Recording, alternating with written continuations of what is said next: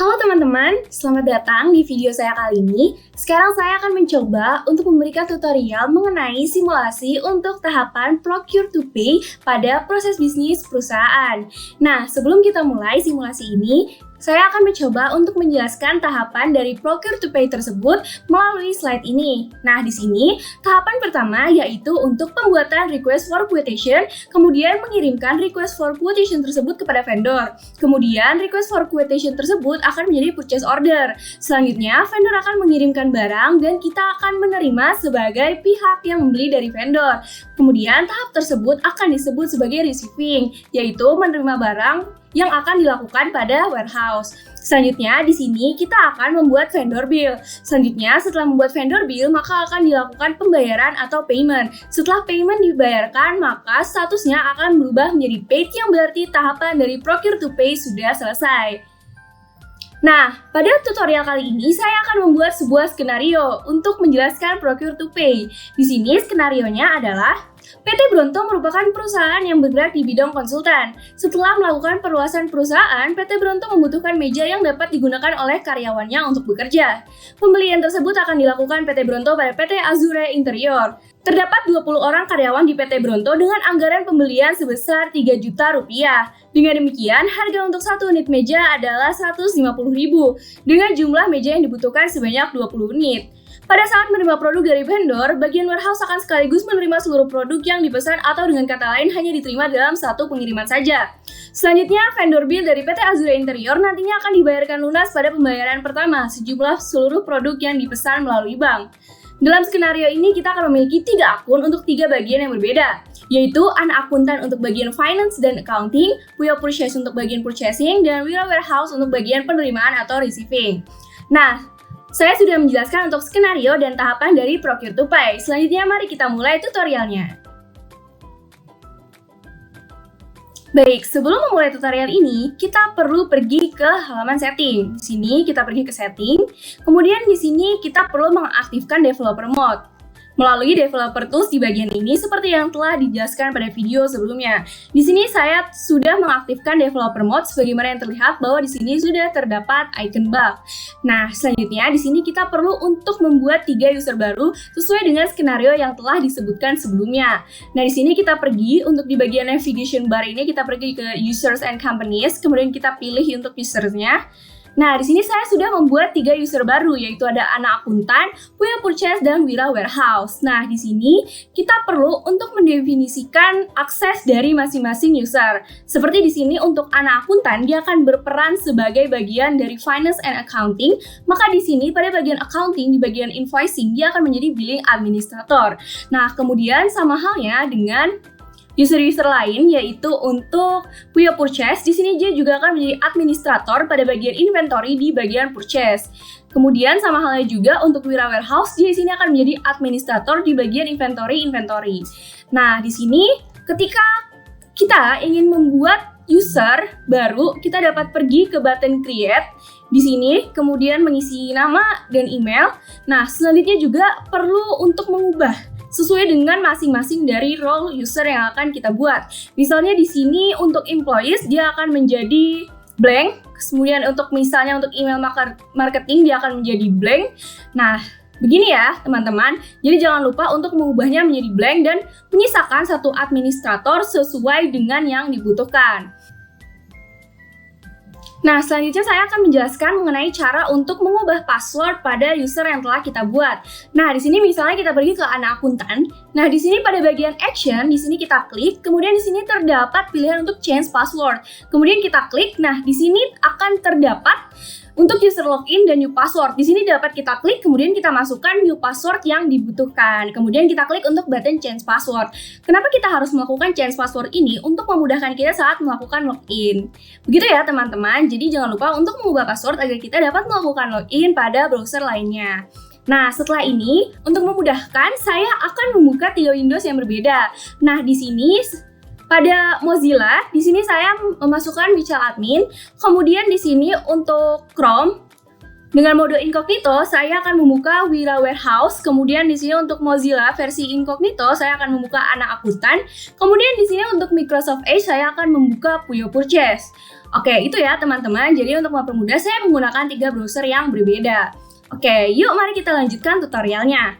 Selanjutnya, setelah ini kita perlu pergi ke Puyo Purchase. Nah, di sini saya sudah ada di Puyo Purchase. Kemudian di sini kita harus memastikan terlebih dahulu bahwa di sini kita kembali dulu ke admin, bahwa pada bagian apps ini kita sudah mengactivate atau menginstal modul-modul yang dibutuhkan. Modul-modul yang dibutuhkan tersebut adalah Purchase, Invoicing, dan Inventory. Jangan lupa untuk mengactivate terlebih dahulu agar lebih memudahkan kita nantinya.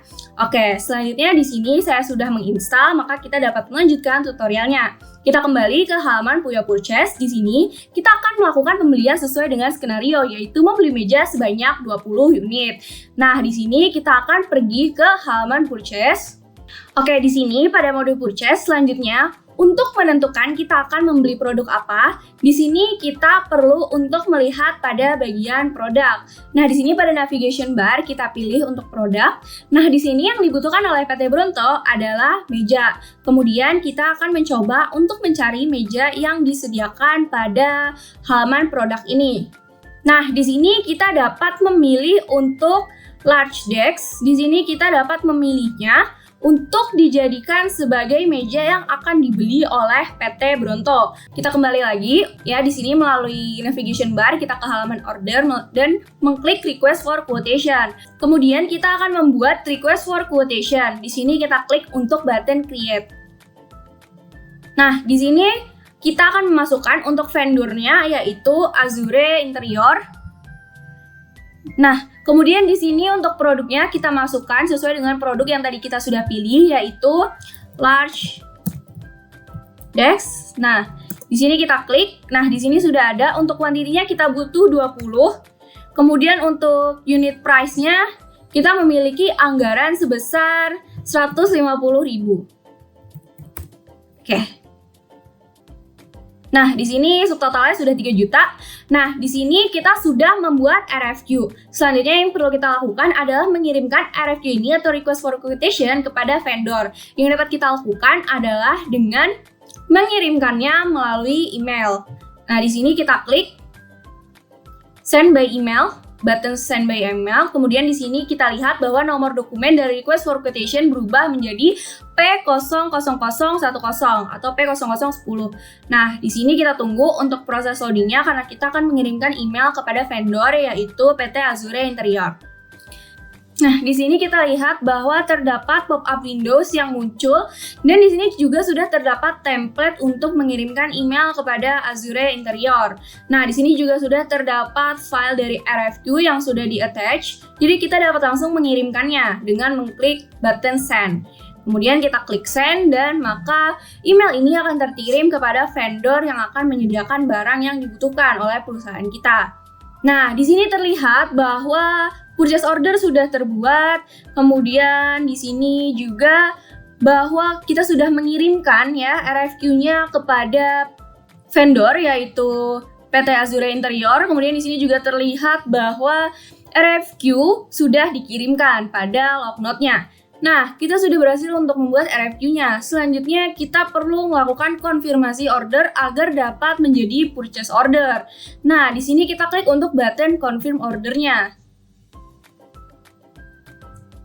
Nah, di sini sudah menjadi purchase order ya, teman-teman, dari RFQ yang sudah dikirimkan menjadi purchase order. Nah, setelah kita membuat purchase order ini, maka selanjutnya kita akan menerima barang dari warehouse ya. Selanjutnya kita akan menerima barang dari vendor dan untuk penerimaan barang ini nantinya akan diurusi oleh bagian warehouse yaitu oleh Wira Warehouse. Maka untuk sekarang kita akan kembali ke bagian warehouse dulu. Untuk warehouse-nya kita akan ke sini. Ya, di bagian sini kita akan pergi ke modul inventory ya, teman-teman. Jangan lupa untuk mengklik home menu dan pergi ke modul inventory. Di sini pada modul inventory kita pergi ke bagian receipts. Di sini kita klik.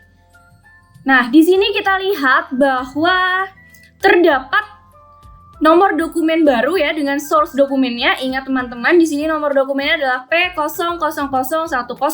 Di sini juga sama untuk dokumennya, yaitu pada bagian source dokumen itu ada di P00010.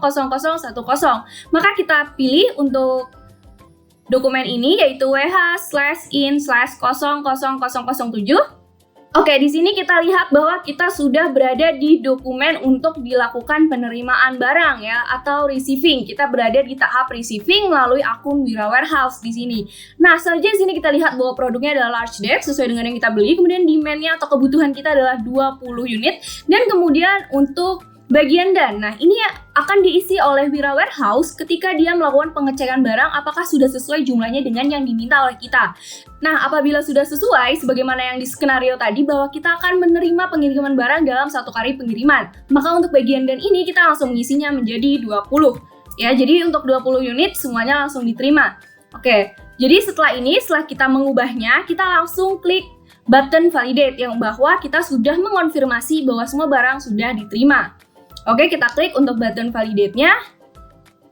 Kemudian kita tunggu. Nah, ini berarti sudah ya teman-teman untuk validate-nya.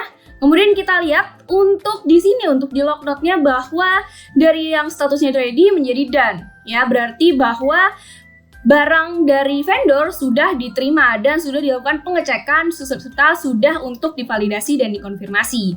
Baik, selanjutnya setelah dilakukan penerimaan barang, kita kembali ke Puyo Purchase ya. Di sini kita akan coba untuk refresh dulu ya teman-teman.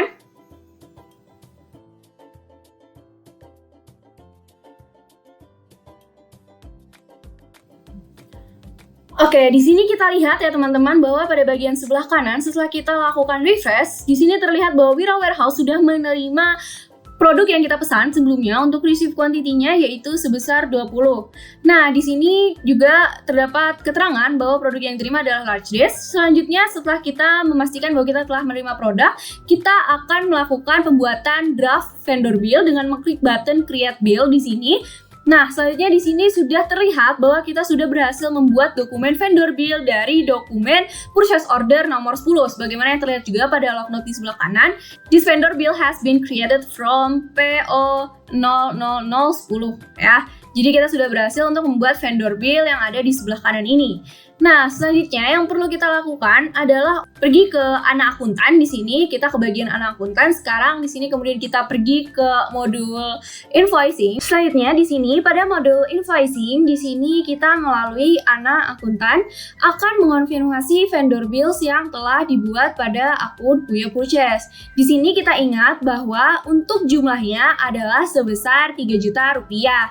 Nah, di sini kita klik untuk vendor Azure Interior dengan totalnya yaitu 3 juta rupiah. Di sini kita klik. Nah, di sini kita lihat untuk draft dari vendor bills-nya itu adalah sebesar 3 juta rupiah dan sudah sesuai. Maka selanjutnya di sini kita harus mengisi bill date terlebih dahulu ya, teman-teman. Di sini kita isi untuk bill date-nya sesuai tanggal hari ini yaitu tanggal 26 Februari 2023. Kemudian di sini kita klik button confirm untuk mengonfirmasi vendor bills tersebut. Nah, di sini kita klik confirm. Kemudian kita tunggu. Nah, kemudian di sini kita lihat di log note-nya yang mana sebelumnya berupa draft kemudian menjadi bill /2023/02/0002. Nah, selanjutnya di sini kita perlu membayar vendor bills yang telah kita buat. Nah, di sini kita klik untuk button register payment untuk melakukan pembayaran. Nah, dalam melakukan pembayaran ini pada skenario yang telah disebutkan sebelumnya, kita akan melakukan pembayaran melalui jurnal bank. Nah, di sini untuk metode pembayarannya adalah melalui bank ya di sini. Kemudian untuk jumlah pembayarannya karena akan langsung dibayar dalam 1 kali pembayaran yaitu langsung lunas, maka di sini kita akan mengisinya sejumlah dengan tagihan dari vendor bill tersebut.